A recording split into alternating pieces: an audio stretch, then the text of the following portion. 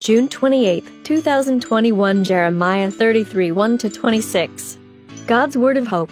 Introduction. Jeremiah 33, 1-26. While Jerusalem is under siege by the Babylonian army, and Jeremiah is imprisoned in King Zedekiah's palace in Jerusalem, the Lord delivers a message of hope, promising to rebuild Judah and Israel and make them prosperous again. The Lord will also fulfill the promise concerning the Davidic dynasty by choosing a righteous king who will rule with justice. Today's scripture, Jeremiah 33:26. The Lord said, "I will be merciful to my people and make them prosperous again." Today's reading, another promise of hope. 1. While I was still in prison in the courtyard, the Lord's message came to me again. 2. The Lord, who made the earth, who formed it and set it in place, spoke to me. He whose name is the Lord said, 3. Call to me, and I will answer you. I will tell you wonderful and marvelous things that you know nothing about. 4. I, the Lord, the God of Israel, say that the houses of Jerusalem and the royal palace of Judah will be torn down as a result of the siege and the attack. 5. Some will fight against the Babylonians, who will fill the houses with the corpses of those whom I am going to strike down in my anger and fury. I have turned away from this city because of the evil things that its people have done. 6. But I will heal this city and its people and restore them to health. I will show them abundant peace and security. 7. I will make Judah and Israel prosperous, and I will rebuild them as they were before. 8. I will purify them from the sins that they have committed against me, and I will forgive their sins and their rebellion. 9. Jerusalem will be a source of joy, honor, and pride to me, and every nation in the world will fear and tremble when they hear about the good things that I do for the people of Jerusalem and about the prosperity that I bring to the city. 10. The Lord said, "People are saying that this place is like a desert, that it has no people or animals living in it." And they are right. The towns of Judah and the streets of Jerusalem are empty. No people or animals live there. But in these places you will hear again. 11. The shouts of gladness and joy and the happy sounds of wedding feasts.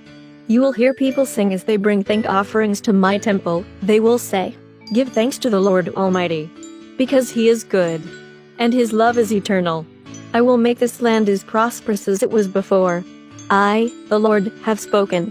12. The Lord Almighty said, "In this land that is like a desert and where no people or animals live, there will once again be pastures where shepherds can take their sheep." 13. In the towns in the hill country, in the foothills, and in southern Judah, in the territory of Benjamin, in the villages around Jerusalem, and in the towns of Judah, shepherds will once again count their sheep. I, the Lord, have spoken. 14. The Lord said, "The time is coming when I will fulfill the promise that I made to the people of Israel and Judah." 15. At that time I will choose as king a righteous descendant of David. That king will do what is right and just throughout the land. 16. The people of Judah and of Jerusalem will be rescued and will live in safety. The city will be called the Lord our salvation. 17. I, the Lord, promise that there will always be a descendant of David to be king of Israel. 18. And that there will always be priests from the tribe of Levi to serve me and to offer burnt offerings, grain offerings, and sacrifices. 19. The Lord said to me, 20. I have made a covenant with the day and with the night, so that they always come at their proper times, and that covenant can never be broken. 21. In the same way I have made a covenant with my servant David, that he would always have a descendant to be king, and I have made a covenant with the priests from the tribe of Levi that they would always serve me, and those covenants can never be broken. 22. I will increase the number of descendants of my servant David and the number of priests from the tribe of Levi, so that it will be as impossible to count them as it is to count the stars in the sky or the grains of sand on the seashore. 23. The Lord said to me, 24. Have you noticed how people are saying that I have rejected Israel and Judah, the two families that I chose? And so they look with contempt on my people and no longer consider them a nation. 25. But I, the Lord, have a covenant with day and night, and I have made the laws that control earth and sky. 26. And just as surely as I have done this, so I will maintain my covenant with Jacob's descendants and with my servant David. I will choose one of David's descendants to rule over the descendants of Abraham, Isaac, and Jacob. I will be merciful to my people and make them prosperous again.